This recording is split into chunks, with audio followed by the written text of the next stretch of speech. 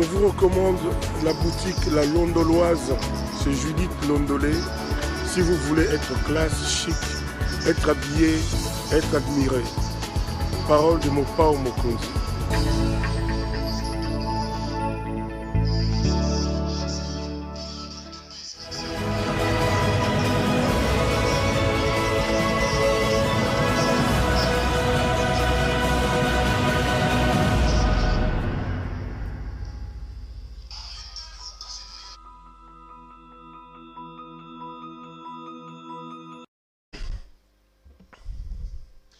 Madame, Messieurs, bonsoir et bienvenue à ce nouveau numéro de l'émission d'Écrit Info, magazine d'analyse d'actualité politique, sociale, économique et même juridique qu'on a lancé ici à CPL Télévision. On prend des questions importantes qui retiennent l'actualité dans plusieurs domaines. On les met sur la table et nous tentons de les décortiquer en leur donnant un sens, une forme et selon nous. D'où d'ailleurs le slogan évocateur de cette émission quand on dit que le Décrit Info, c'est tout simplement le tempo de l'actu.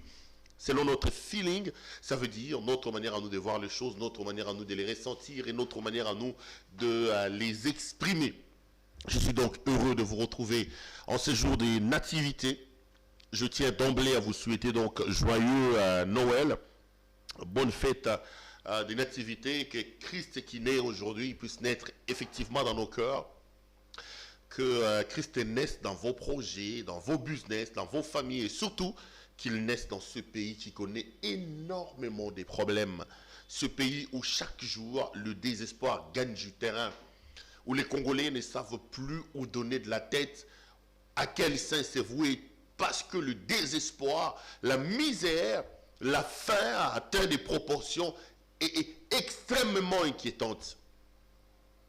À un moment donné, on se pose des questions, qu'est-ce qui se passe exactement? Je reviens d'un voyage à l'intérieur du pays, les amis. Je vous ai dit lors de mon dernier écrit, déjà qu'à Kinshasa, la situation est catastrophique. Il faut aller à l'arrière-pays, les amis. Voir la souffrance dans laquelle nos compatriotes vivent. Vous n'allez vraiment pas vous rendre compte et vous dire, mon Dieu, ce n'est pas vrai.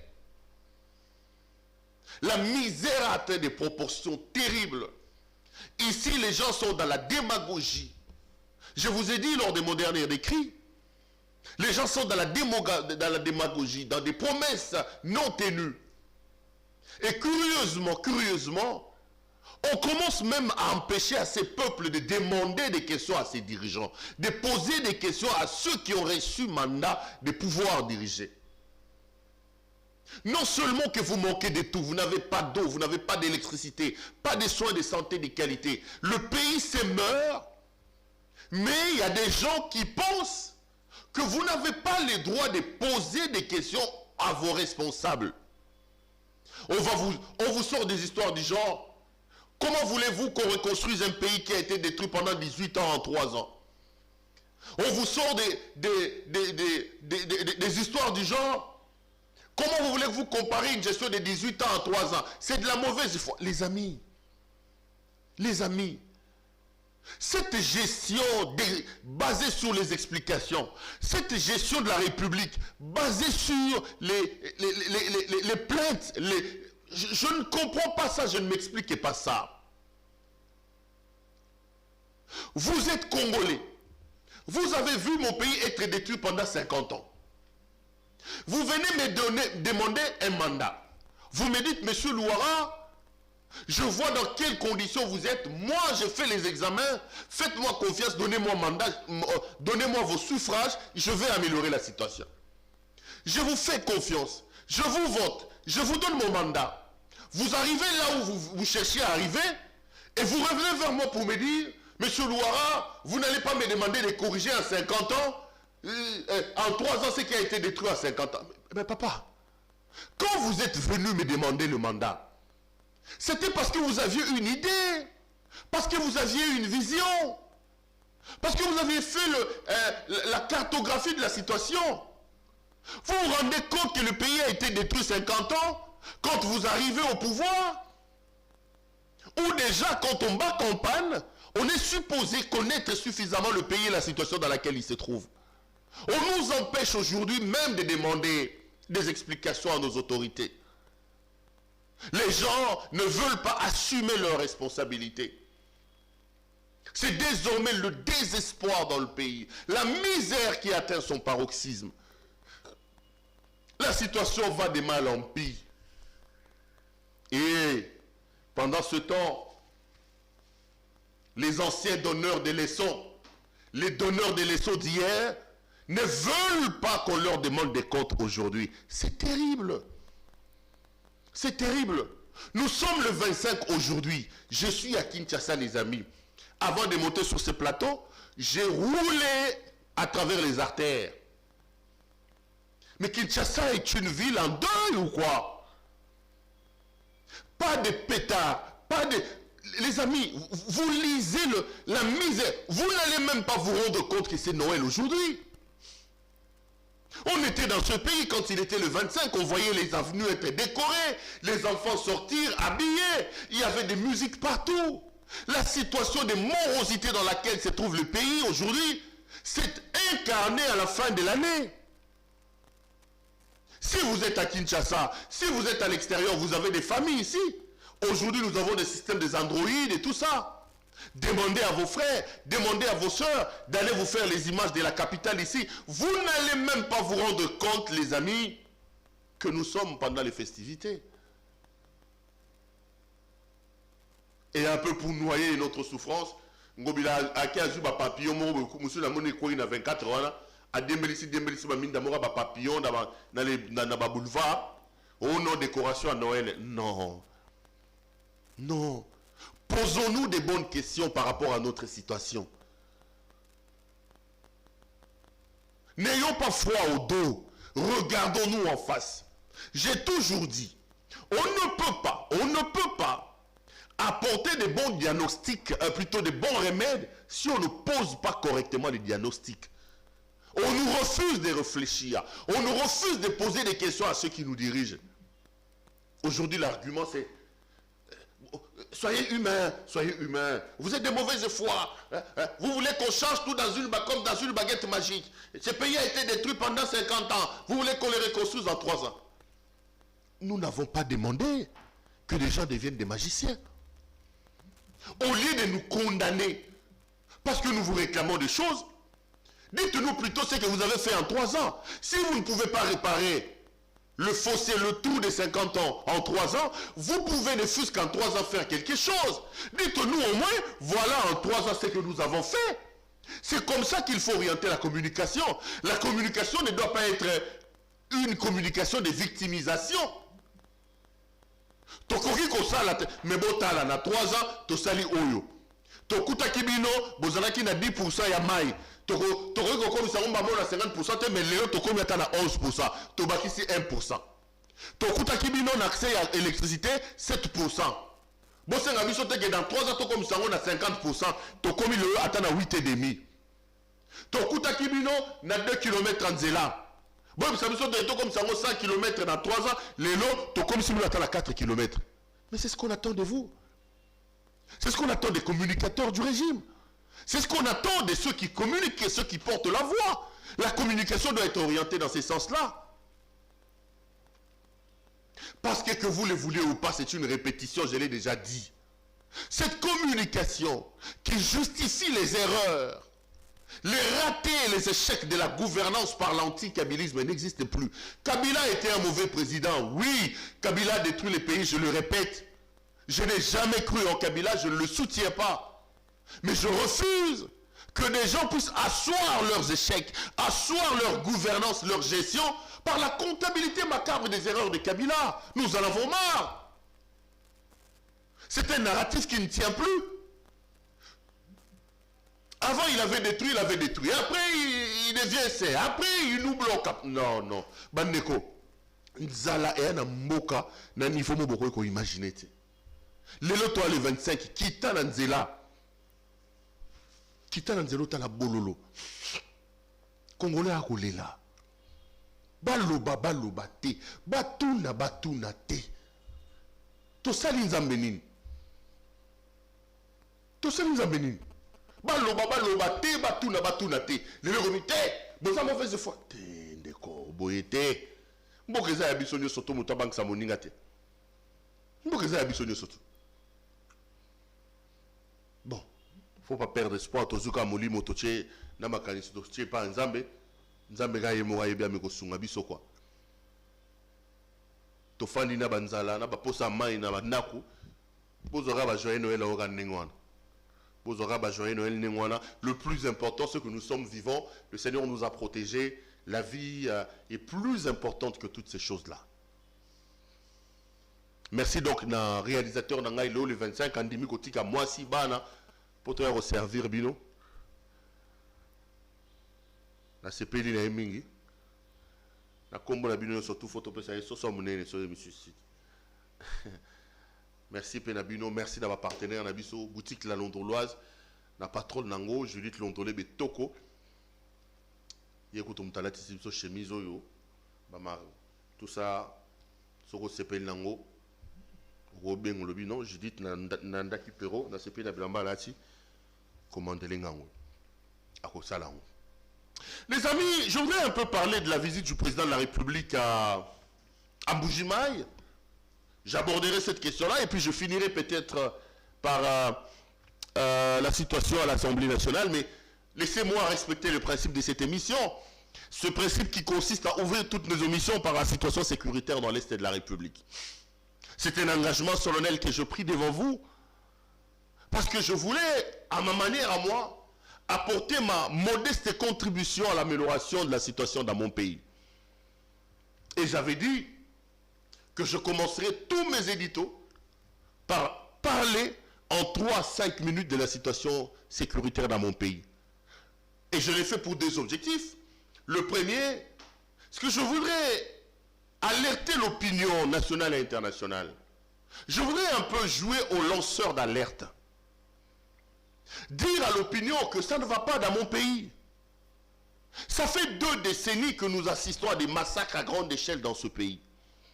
Ça fait 2 décennies que des femmes, des jeunes filles sont violées au vu et au su de tout le monde, au nez et à la barbe de tout le monde. C'est inacceptable les amis, c'est inacceptable. Et moi comme Claude Péroulouara, j'ai dit il est hors des questions d'arrêter ce silence coupable. Je ne m'explique pas que certains d'entre nous croient que c'est une situation qui se passe au loin. Non. L'Est de la République fait partie de notre pays. Et le pays doit être pris, le pays doit être compris comme un corps. Dans un corps, chaque partie est importante. Il n'y a pas de partie infime que l'on doit négliger, non. Quand ça brûle chez nous, nous devons nous montrer solidaires. Les amis, que vous soyez en France, aux États-Unis ou je ne sais où, ça brûle chez nous, ça viole chez nous et ça massacre chez nous. C'est inacceptable. Je me dis, ici je fais les lanceurs d'alerte. Si une personne, si 2, si 3 personnes peuvent entendre ma voix, je serai heureux et je dirai, Péro, tu as accompli ton travail.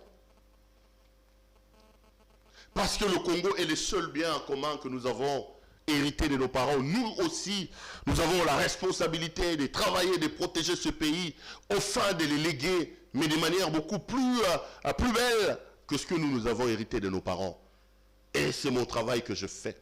Deuxièmement, j'en parle pour dire à nos compatriotes de l'Est, que vous soyez à Nitouri, que vous soyez au Nord Kivu, au Sud Kivu, ou partout il y a des situations dramatiques d'insécurité, que vous n'êtes pas seul. Il y a des Congolais comme moi, Claude Péroulouara, qui sont loin, mais qui comptent sur vous, qui prient pour vous, qui sont avec vous. Qui sont avec vous. Vous n'êtes pas seul. Que Dieu puisse aider ce pays. Que Dieu nous donne des autorités consciencieuses, capables de comprendre que la situation va très mal. Que Dieu éloigne de nos institutions des jouisseurs. Que Dieu éloigne des gens qui n'ont pas de responsabilités, qui n'ont aucun sens de responsabilité, dans nos entreprises, dans nos parlements, dans nos ministères, partout dans nos institutions. Que le Seigneur nous donne des dirigeants clairvoyants, avec un leadership fort et éclairé, avec une vision qui se donnent la possibilité d'atteindre leur vision et qui travaillent pour que la vision du mieux-être collectif puisse se réaliser pour nous tous. En tout cas, ça c'est ma prière pour la fin de l'année ici, pour mon pays. Que le Seigneur nous aide en nous donnant des autorités consciencieuses, capables de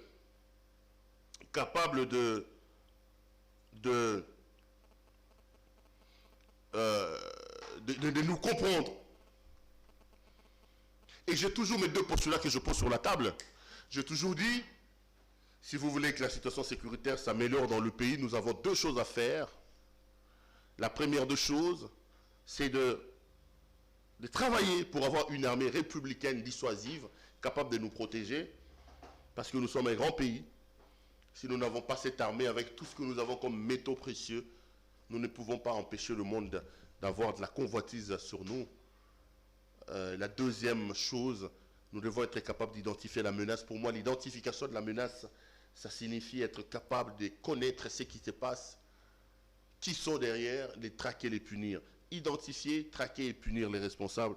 Si nous mettons en place ce cocktail de ces deux éléments, je pense très modestement que nous pouvons respirer et nous pouvons entrevoir une paix durable dans l'est de notre pays. Les amis, vous avez vu mon thème. Je voudrais un peu aborder la question de la visite de son Excellence, Monsieur le Président de la République, dans la province du Kasaï, Kasaï oriental. Le président a commencé par les Kasaï oriental, il va certainement faire tout le grand Kasaï. Je suis très heureux de constater que 3 ans après son arrivée au pouvoir, le président de la République, Félix-Antoine Tshisekedi Tshilombo, a décidé finalement de visiter le Kasaï. Il vous souviendra que le président Félix, avant d'être président de la République, il est aussi élu de la ville de Mbujimaï. Il a été élu député, je crois, en 2011, mais il n'a jamais siégé en 2011 parce que son père, le feu Etienne Tshisekedi Wamulumba, avait refusé que ses députés puissent siéger parce qu'il estimait que sa victoire aux élections présidentielles avait été volée. Et son fils Félix-Antoine Tshisekedi avait donc décidé de respecter le mot d'ordre que son papa avait donné. Et 3 ans après son arrivée, le président de la République est à Mbujimaï. Moi, je préfère voir notre président de la République ici chez nous. Si le président veut voyager, si le président veut multiplier des voyages, je préfère que le président le fasse à l'intérieur du pays. Autant au début de son mandat, j'ai défendu le fait que M. Tshisekedi Tshilombo Félix, président de la République, devait multiplier des voyages à l'étranger pour ravauder les relations que M. Kabila avait détruites. Autant j'avais estimé qu'au soir, au crépuscule de son mandat, Kabila vivait un peu en autarcie. Rappelez-vous avec les conférences de presse pompeuses de M. Mende quand il disait qu'il parlait de Congo bashing, Congo bashing. Le Congo vivait un peu en autarcie. Et quand il est arrivé, au départ, je lui ai dit, Monsieur le Président, il va falloir aller faire des lobbying à l'étranger, il va falloir aller ravauder certaines relations que Kabila a détruites. Autant j'avais soutenu au départ ces voyages, autant je suis de la race des Congolais qui estiment que ça n'est de trop. Autant j'estime que ça n'est de trop. Ces voyages à l'étranger qui coûtent énormément au trésor public et qui ne nous rapportent pas suffisamment, je trouve que ça n'est de trop. J'ai vu certains communicateurs dire que le président fait 100 voyages à l'étranger, mais il nous a ramené quelques 4 milliards. Je vais un jour parler de ces 4 milliards-là. Quand vous vous êtes endetté avec 1,5 milliard pour soutenir les 2 premières années de la gratuité de l'enseignement, 1 milliard et quelques que nous avons obtenu gracieusement avec les bons de tirage du FMI, comme tous les autres pays, ça, il ne s'agit pas d'un mérite. Je ne vois pas un mérite là-dessus. Je répète ce que j'ai toujours dit. Nous voulons arranger notre situation. Nous voulons améliorer nos conditions, les amis. Nous devons nous poser les bonnes questions avant d'apporter des bonnes solutions. J'entends qu'on me dit, non, le président va chercher les investisseurs, mais ils sont où ces investisseurs-là? Les investisseurs ne viendront pas dans un pays comme le nôtre, où le climat des affaires n'est pas encore arrangé. Le président a plus à faire ici, à l'intérieur du pays. les conditions, une fois améliorées à l'intérieur de notre pays, nous n'aurons pas besoin d'aller faire ces lobbying-là. Ces gens-là viendront d'eux-mêmes. Comment voulez-vous que les investisseurs viennent dans un pays où le président de la République lui-même, s'adressant à sa population via le Congrès, le Parlement réuni en Congrès, fustige la justice? Mais une société, quand il vient investir dans votre pays, il doit avoir des garanties de justice. S'il a un problème, il doit aller se prendre auprès des cours et tribunaux. Améliorons notre justice.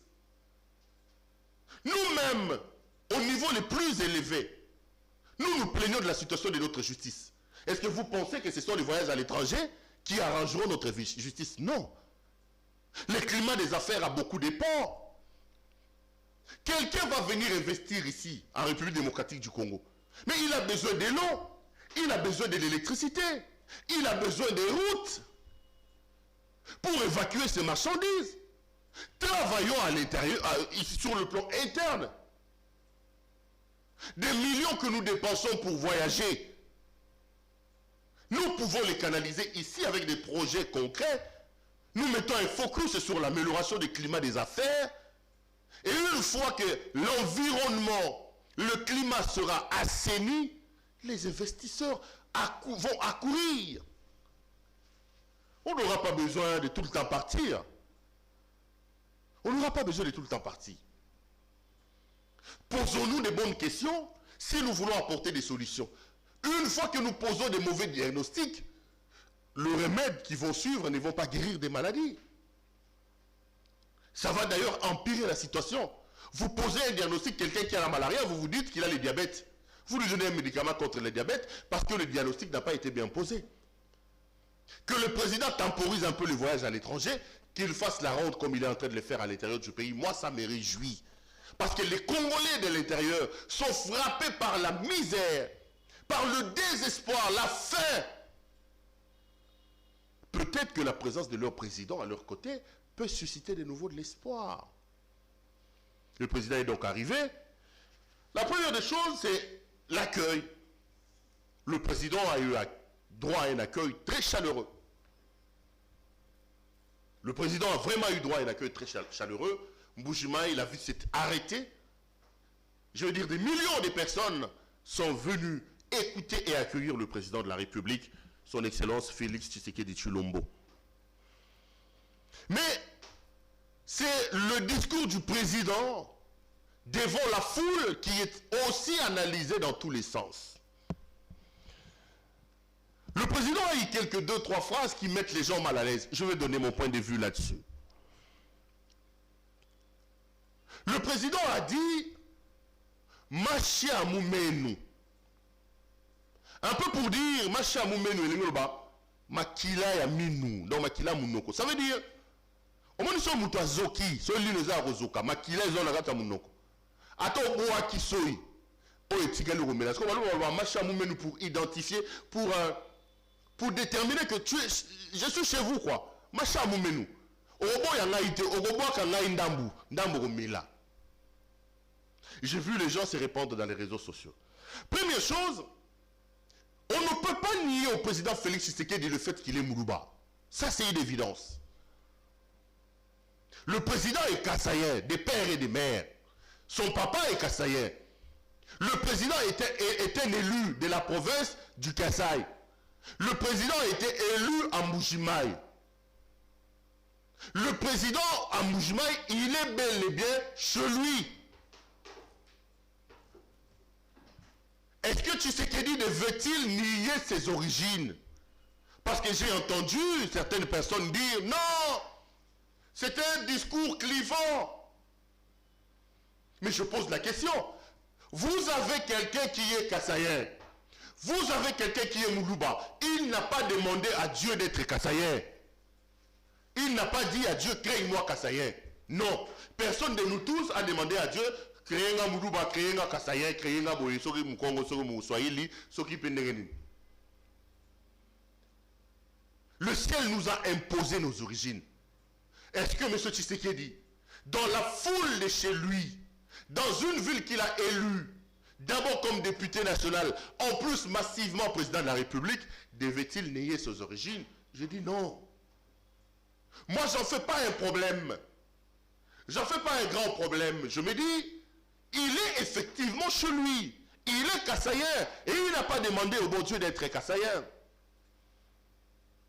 D'un côté, je comprends que le président Tshisekedi se reconnaît chez lui au Kasaï. C'est chez lui, Mandeko. Tommy Bombate, c'est chez lui. Mais de l'autre côté aussi, je comprends un peu ceux qui se disent être offusqués par le propos du président de la République. Quand certains voient dans ses propos un discours identitaire. Vous savez, quand on est dirigeant d'un pays comme le Congo, on doit faire très attention. Parce que c'est un pays qui a assis sur beaucoup de délicatesse. Un mot, une phrase peut être mal interprété, peut enflammer la situation. Je pense qu'à l'avenir, tout en reconnaissant au président de la République le droit de réclamer ses origines, le droit de ne pas se cacher du fait qu'il est kassaïen, j'appellerai quand même le président de la République à un peu plus de retenue. Moi, je ne vois pas trop de mal dans ça, mais je comprends aussi la frustration de certaines personnes. Parce qu'en réalité, quand on devient président de la République, on n'est plus président de son coin, on n'est plus président des Balouba. On n'est pas seulement frère des Balouba, on n'est pas seulement frère des je sais pas moi, des Baswahili, des Bakongo, non. On est président pour tous les Congolais.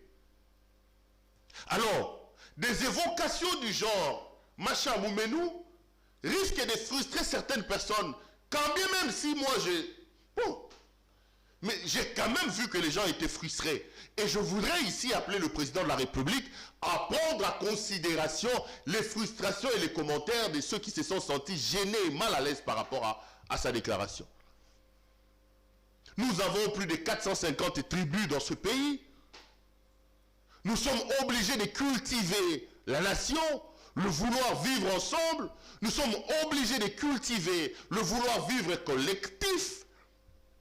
Et l'exemple doit être donné au niveau les plus élevés. Je parle de notre président de la République, Félix Antoine Tshisekedi Tshilombo. Dans l'avenir, je pense que le président de la République peut éviter ce genre d'évocation. La République aura plus à gagner au lieu, même si moi, je ne trouve pas qu'il a fait un crime de lèse-majesté, au lieu de se laisser aller là-bas, je pense que le président de la République ferait mieux d'éviter ce genre d'évocation. Le président de la République a aussi dit quelque chose, là ça m'a vraiment mis mal à l'aise. Quand il dit, l'année prochaine je quitterai l'Union africaine, je me concentrerai sur le développement du pays, mais je me suis dit, attendez, ça veut dire quoi? Ça veut dire que si le Congo a des problèmes aujourd'hui, si nous avons certains problèmes quant à l'amélioration de nos conditions, quant au développement de notre pays, parce que le président de la République n'a pas le temps de se concentrer sur son travail du président. Qu'est-ce que je dois comprendre par là? Que le président de la République, en accédant à la présidence de l'Union africaine, sacrifie son propre pays parce qu'il n'a plus le temps à développer pour l'Union africaine. Est-ce que le mandat du président de la République à l'Union africaine l'empêche de pouvoir se concentrer aux questions liées au développement de son pays? Est-ce que le mandat du président de l'Union africaine est-il incompatible avec le mandat du président de la République démocratique du Congo? Si le président pouvait savoir que son mandat à la tête de l'UA lui ponctionnerait autant de temps au point de l'empêcher d'amorcer le développement du Congo, j'aurais conseillé au président de la République de refuser alors de prendre la tête de l'Union africaine. Parce qu'en réalité, si l'Union africaine bouffe autant du temps à notre président, moi je préfère que le président de la République, il aurait été sage que le président de la République puisse refuser ses mandats. Sur cette question de l'Union africaine, je ne suis pas d'accord avec mon président. On ne peut pas, nous, peuple congolais, accepter que notre situation est compliquée parce que notre président est happé. Notre président n'a plus le temps parce qu'il est occupé à arranger l'histoire de l'Union africaine. Non. Nous ne pouvons pas être acceptés.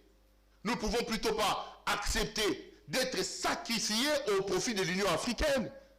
C'est nous qui avons élu le président. Le président de la République est à la tête de l'UA aujourd'hui parce que les Congolais lui ont fait confiance. M. Tshisekedi ne serait pas voté par les Congolais, il ne serait pas président de la République, il n'occuperait donc pas ces fonctions-là de l'Union africaine. S'il est là-bas, c'est parce qu'au départ, nous lui avons fait confiance et nous lui avons donné la destinée de notre pays. Qu'on sacrifie les Congolais parce qu'on est à l'Union africaine, je ne suis pas d'accord avec mon président sur cette question-là. Je voudrais l'exprimer ici. Et je me dis, entre les deux, si vraiment le président doit choisir ou sacrifier, il doit sacrifier l'Union africaine, pas le Congo. Pas le Congo. Le président doit sacrifier l'Union africaine. Et le président a aussi dit qu'il reviendra en 2023. Il a appelé Mbujimayi à pouvoir le voter. Il a dit qu'à la fin de son mandat, il va aller habiter là-bas. Un mot à dire là-dessus, Perrault? Vous savez, les amis, nos amis de l'UDPS doivent comprendre qu'à l'heure où nous sommes, s'ils ont un ennemi sur lequel ils doivent travailler, s'ils ont un ennemi qu'ils doivent absolument combattre, cet ennemi-là, c'est les bilans de leur gestion. Il faut travailler pour redonner espoir aux Congolais, pour améliorer les bilans. Quand vous entendez Augustin Kabouya dire « Nous allons nous partager les bilans avec tel », quand vous entendez Augustin Kabouya refuser d'assumer le bilan de l'UDPS, c'est que Kabouya ne dit pas ouvertement, parce qu'il sait qu'à l'heure où nous parlons, ce bilan-là n'est pas élogieux. 3 ans après l'arrivée de l'UDPS à la tête du pays, nos amis de l'IMT ne peuvent pas nous dire qu'ils ont amélioré nos conditions. Ils peuvent s'appuyer aujourd'hui sur la gratuité de l'enseignement, mais la gratuité de l'enseignement est en train de claudiquer. La gratuité de l'enseignement est un programme qui démontre chaque jour qu'il a été lancé un peu à la 6-4-2. Aujourd'hui, la gratuité de l'enseignement commence à poser plus de problèmes au lieu d'en résoudre. Donc l'ennemi sur lequel il faut s'attarder, l'ennemi sur lequel il faut travailler, c'est le bilan. Il vous reste 1 année ou 1 année et demie, monsieur. Mettez en place des stratégies, mettez en place des solutions, monsieur Kabouya, pour améliorer les conditions des Congolais, pour apporter un mieux-être à ces peuples, pour faire renaître l'espoir. Parce que là où nous parlons là, c'est le désespoir total qui a gagné du terrain. Les Congolais qui ont beaucoup cru aux critiques de l'UDPS, qui ont cru qu'avec l'arrivée de l'UDPS au pouvoir, les choses vont s'améliorer, sont en train de déchanter. Sont en train de déchanter. C'est d'ailleurs pour ça que certains commencent même à réclamer le retour de Kabila. Donc sur cette question-là, le problème ce n'est pas aller habiter là-bas, le problème c'est de travailler pour améliorer les conditions des Congolais.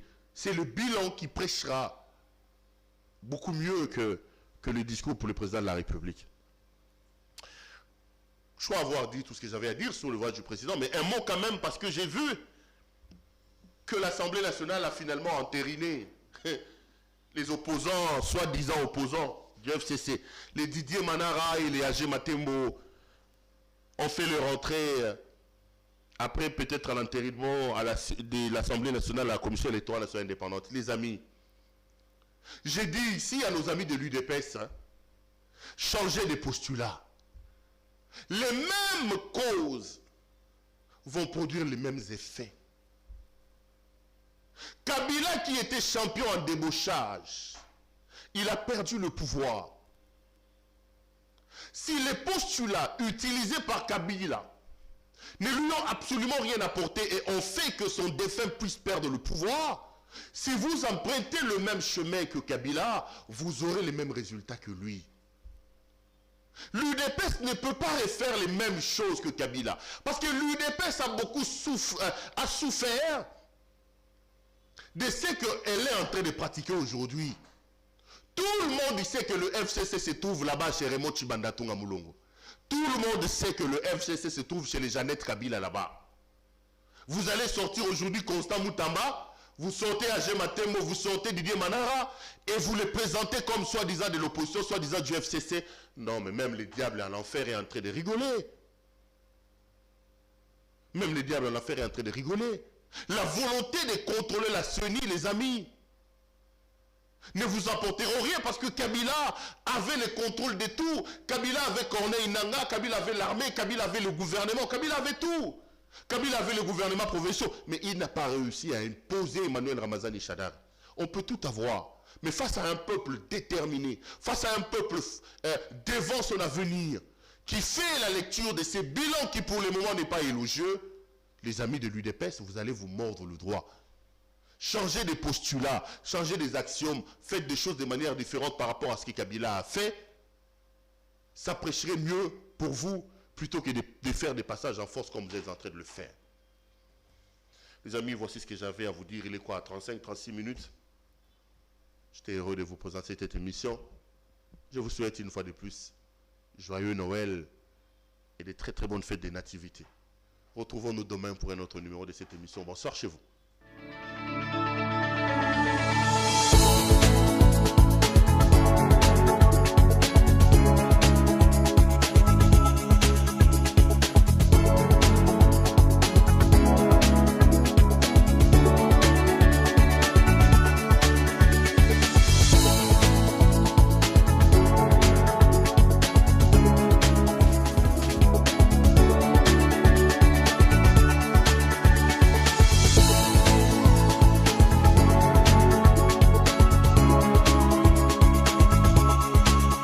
Je vous recommande la boutique La Londoloise, c'est Judith Londolé. Si vous voulez être classe, chic, être habillé, être admiré. Parole de Mopao Mokonzi.